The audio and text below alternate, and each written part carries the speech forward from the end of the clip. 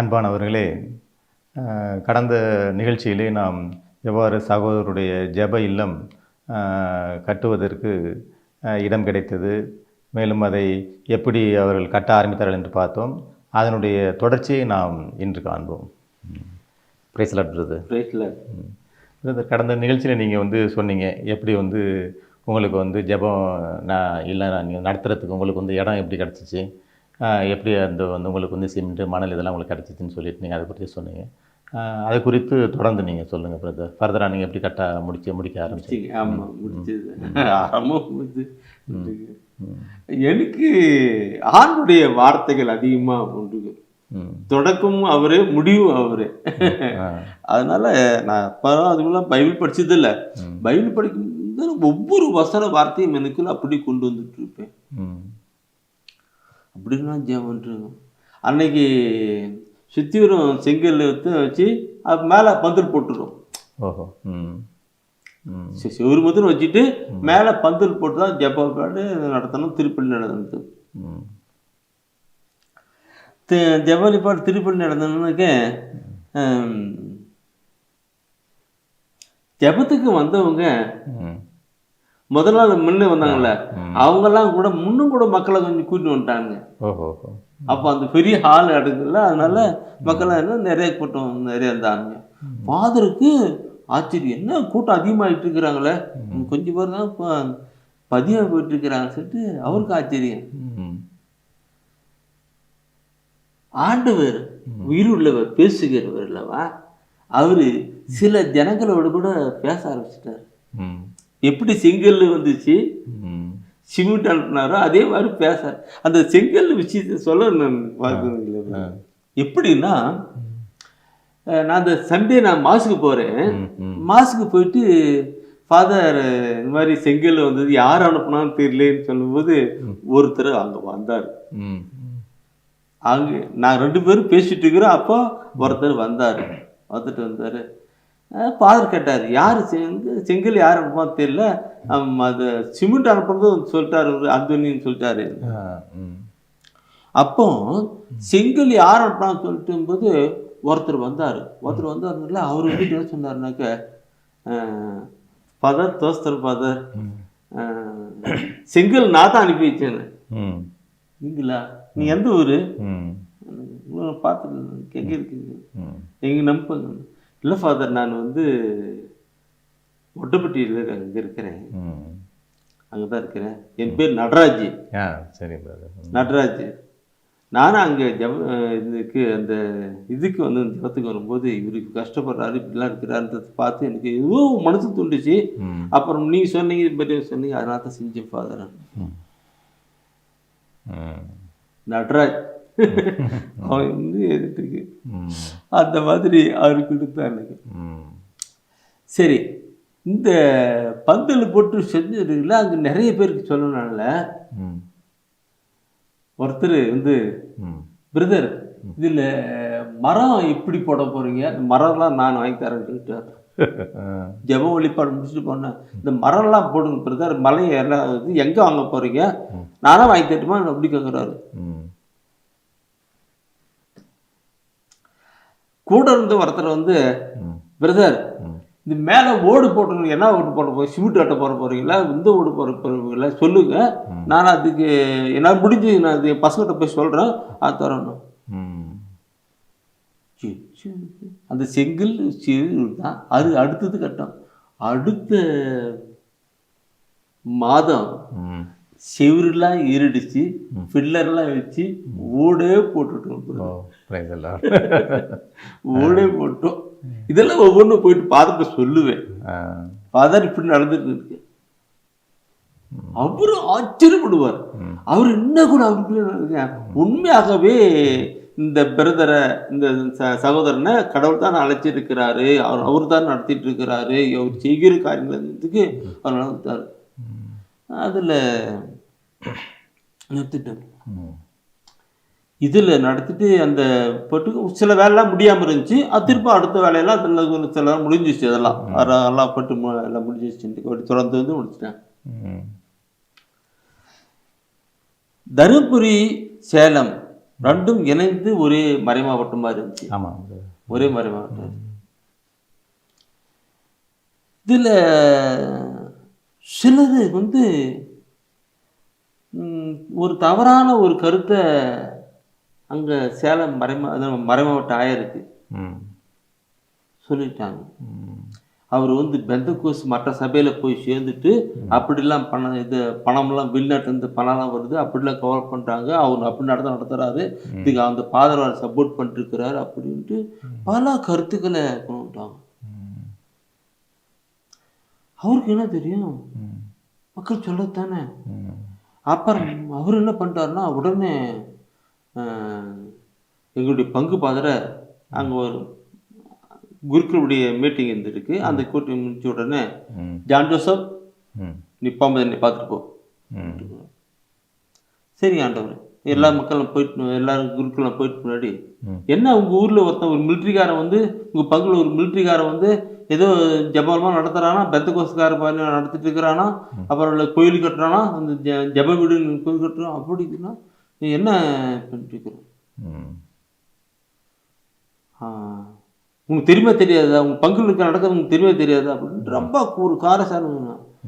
அப்புறம் அமைதியாக இருந்துட்டு, ஆண்டவரை என்னுடைய அனுமதி இல்லாமல் அந்த சகோதரன் ஒன்றும் செய்யறதில்லை, தம்பி ஒன்றும் செய்யறதில்லை, ஒவ்வொரு நிகழ்ச்சியும் சொல்லிட்டு இருக்கிறாங்க, ஒவ்வொரு சொல்லிட்டு இருக்கிறேன் அதில் பின்ன எப்படி உங்களுக்கு தெரியுமான்ட்டு.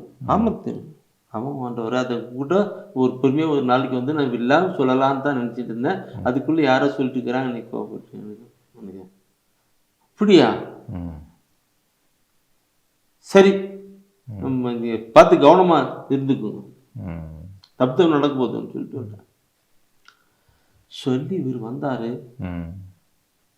அவர் இந்த கோயிலூர் பங்கு வந்துட்டார். வந்த உடனே எனக்கு மெசேஜ் அனுப்பினார். ஒரு வேலைக்காரன் வந்து அனுப்பினார், உங்களை பாதரை வர சொன்னார்னு சொன்னோம்.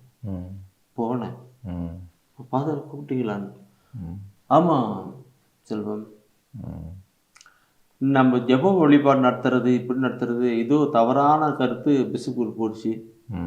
பிஷப் வந்து இதுமாரிலாம் கூப்பிட்டு கேட்டார்.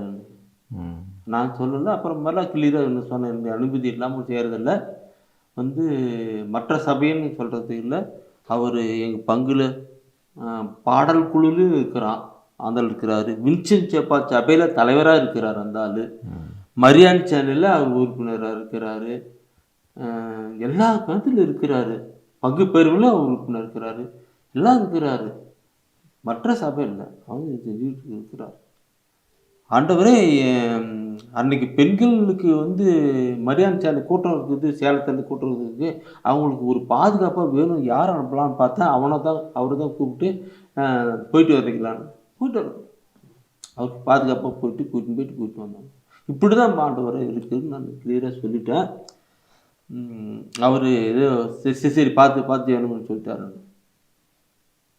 இப்படி கொஞ்ச நாள் போன உடனே ஒரு 2-3 நாள் தான் மறைமாவட்ட ஆயர் என்ன பண்ணார் தெரியுங்களா, இது சொல்றது சரியா இல்லையா செக் பண்றதுக்கு வரும், அவங்க செயலாளரை பிடிச்சி அனுப்பிட்டார். இப்படிலாம் மக்கள் சில பேர் இப்படி சொல்றாங்க, இந்த ஃபாதர் இப்படிலாம் சொல்றாரு, நீ இதை போயிட்டு கிளியரா செக் பண்ணிட்டு வான்னு சொல்லிட்டு மறைமாவட்ட ஆயர் வந்து செயலாளர் அனுப்பிவிட்டார். செயலாளர் என்ன பண்ணாருன்னா வந்துட்டார் வீட்டுக்கு பங்கு வந்துட்டார். பங்கு கார் எடுத்து வந்துட்டு சொல்லிட்டு அவர் பங்கு ஜான் ஜோசப் இதுக்கு ஒரு ஜெப வழிபாடுலாம் நடத்துகிறாருன்னா அவர் நான் பார்க்கணும், பேசணும், ஆயர் அனுப்பியிருக்கிறார். ஆயிரம் அனுப்பிக்கிறார், அவர் பார்க்கணும், பேசணும், அனுப்பியிருக்கிறார். அது எங்கே சரிங்க சொன்ன போகலாம். நீங்கள் என்ன கேட்கணுமோ அவங்ககிட்ட நீங்களே கேட்டுக்கணுங்க, என்ன சொல்கிறீங்களா என்ன கேட்குறீங்களா அது நீங்களே அவங்ககிட்ட கேட்டுங்க, அவர்லாம் சொல்லுவார், அவர் சொல்கிறது இது பண்ண மாட்டார். அப்புறமேல 2 பேரும் கார் எடுத்துன்னு வந்துட்டாங்க, வீட்டுக்காட்டாக வந்துட்டாங்க. நானும் போய் வீட்டில் இருக்கிறேன். கதவை தட்டினாங்க, திறந்து பார்த்தனாக்க நம்முடைய பங்கு பாதரும் மரமாவட்ட செயலாளரும் வந்திருக்கிறாங்க 2 பேரும். நான் தோசரம் சாமி சொல்லிட்டு உள்ளே போட்டு உட்கார வச்சேன் சார். இதை அவங்க வரும்போது சொல்லிட்டு இருக்கிறாங்க, நீங்களே கேட்டுங்க அவங்க சொல்லிடுவாங்கல்ல.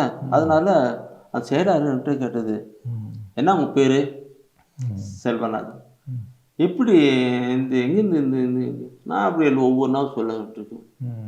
இப்படிலாம் ஆரம்பிச்சிங்க சொல்லும்போது நான் என்ன பண்ணுவேன்னா, சுவாமி என்னைக்கு நான் இப்படி தான் இதாக இருந்தேன், இந்த ரூமில் தான் நான் உட்காந்து ஜெபம் பண்ணிட்டு இருந்தேன். அந்த ரூமில் போய் ஜெபம் பண்ணும்போது கடவுள் எனக்கு இப்படி தான் சொன்னார் இப்படி தான் சொன்னார். அதை நான் உடனே போய் பங்கு சாமியார்கிட்ட சொன்னேன். பங்கு சாமியார் அதை கொஞ்சம் உணர்ந்துட்டு கொஞ்சம் இது பண்ணிட்டு நடக்க தான் சொல்லணும்னு சொன்னார். நான் சொல்லிட்டு தான் இருந்தேன் சொன்னேன். இந்த ரூம்லையா சொல்லிட்டு அவர் என்ன பண்ணார், எழுந்து அவரு அந்த ரூமுக்கு வந்துட்டார். அந்த ரூமில் வந்த உடனே அது சின்ன ரூமு தான், அதெல்லாம் ஜீசஸ் படம் மாதா படம் அதெல்லாம் வச்சுட்டு இருக்கேன், அவ்வளோதான் இருக்கு. அந்த வீட்டில் வந்துருக்கு, இங்கே தான் சாமி நான் இங்கே தான் உட்காந்து ஜெபம் பண்ணிட்டு இருந்தேன், இப்படி தான் ஆச்சு சொன்ன உடனே அவர் அந்த ரூமுக்குள்ளே வந்த உடனே அவர் விசுவாசத்தில் அவர் கொண்டார். அங்கே ஜெபம் பண்ண அவரே ஜெபம் பண்ணார், மனத்துக்குள்ளே அவர் ஜெபம் பண்ணார். மனசுக்குள்ளே ஜெபம் பண்ணிட்டு அவர் என்ன பண்ணுறாருனாக்க, சரி தம்பி வான்னு சொல்லிட்டு வெளியே வந்துட்டு, தம்பி யார் என்ன சொன்னாலும் சரிதான், ஒன்றும் பயப்படாது, கடவுள் உன்னோடு கொண்டு இருக்கிறார், நீ செய். அங்கே பங்கு பாதிரே ஒன்றுமே பேசல, அந்த புள்ள போயிட்டு ஜெபம் பண்ணாரு.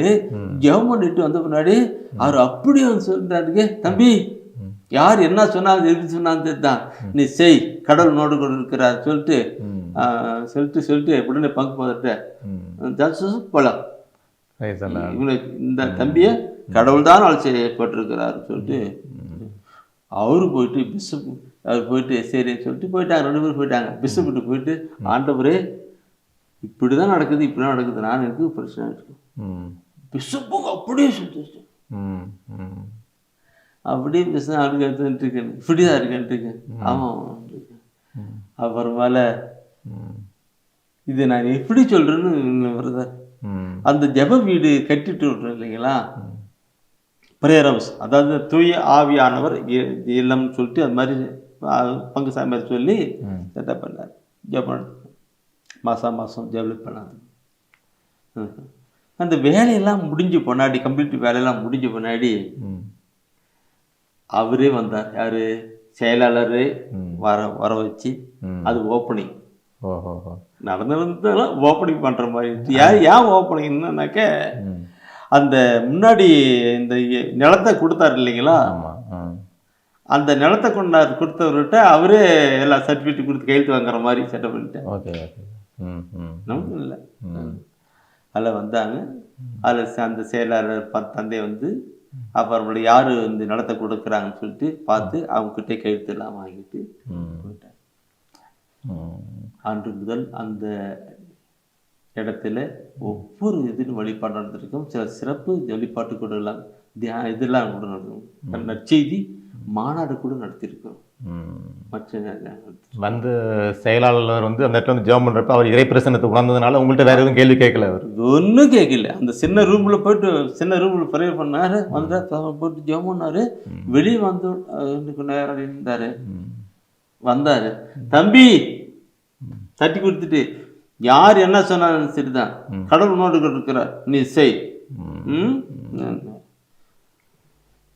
எனக்கும் ஆச்சரியம், அங்க பாதுகாப்பு ஆச்சரியம். அப்படியா அந்த இடத்துல வந்து அதே அந்த இடத்தை வந்து அவரே அந்த செயலாளரே இது பண்ணி வாங்கிட்டு போயிட்டாரு. அது மறை மாவட்டத்தில் லெவலில் அப்படி இருந்து மறை மாவட்டம் நடக்கும் பொழுது கடவுள் என்னை அப்படியே பயன்படுத்தினார். கடவுள் இப்படியாய் அந்த ஆலயத்தை கட்டி அந்த ஆலயத்தில் வழிபாடெல்லாம் செயல்படுத்தார்.